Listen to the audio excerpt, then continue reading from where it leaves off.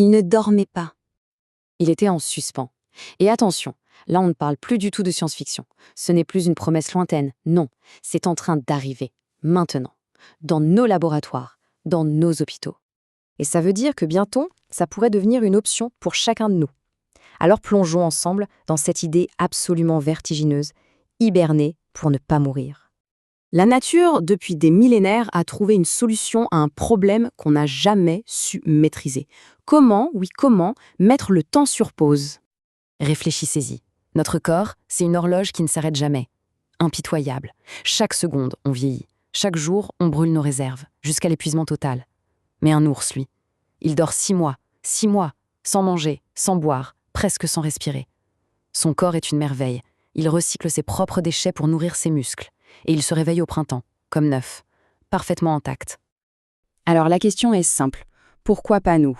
Pourquoi notre propre biologie nous refuse ce miracle? Est-ce que c'est une porte qu'on n'avait tout simplement jamais osé ouvrir?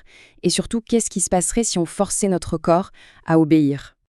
Eh bien, la réponse est fascinante. Parce que cette porte, on est déjà en train de l'ouvrir. Et la technique est à la fois brutale et d'une simplicité désarmante. Quand il y a un traumatisme extrême, disons une blessure par balle, des médecins aux États-Unis font quelque chose de radical. Ils font chuter la température du corps d'un patient de 37 degrés à seulement 10 degrés Celsius. 10 degrés. À cette température, le cœur bat à peine, le cerveau est presque silencieux. Le temps biologique est littéralement arrêté. Pour la biologie, le patient, c'est une statue de glace. Mais pour les chirurgiens, c'est un miracle.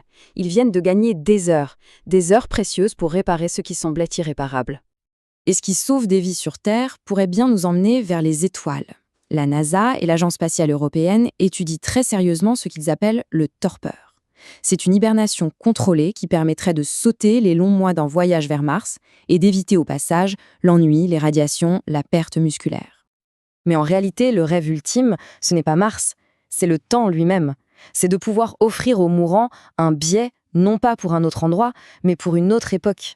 S'endormir dans un monde malade et se réveiller dans un monde qu'on espère bien sûr guéri.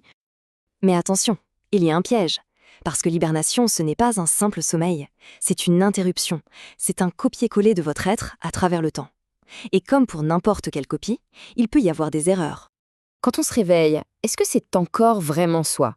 Le corps est le même, oui, mais le logiciel de la conscience, peut-être même de l'âme, est-ce qu'il a vraiment survécu à ce redémarrage brutal? Imaginez la scène.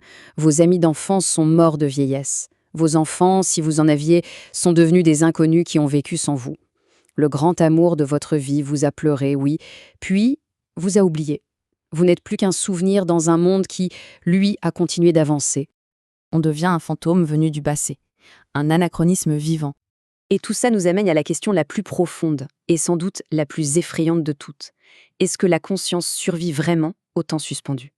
Du coup, la question ne se pose plus seulement aux scientifiques dans leur labo. Elle se pose à chacun d'entre nous. Mettons-nous en situation. On vous diagnostique une maladie incurable en 2025. Accepteriez-vous de vous réveiller en 2075 dans l'espoir qu'on ait trouvé un remède? En ce temps au passage, 50 ans d'histoire. Est-ce qu'on accepterait de manquer les premiers pas de son enfant, les rires de ses amis, les funérailles de ses parents, juste pour gagner du temps? Mais la vraie question, la seule qui compte au fond, c'est celle-ci. Est-ce que gagner du temps, c'est vraiment gagner de la vie? Qu'est-ce qui nous définit le plus, nos souvenirs ou notre avenir? Alors, la question reste entière. Accepteriez-vous de dormir pour ne pas mourir? Si cette exploration vous a fait réfléchir, abonnez-vous. Parce que le futur, ça ne se regarde pas passivement, ça se prépare. Et répondez honnêtement aux commentaires, je dormirai ou je resterai éveillé. La réponse, vous verrez, en dit très long sur qui on est.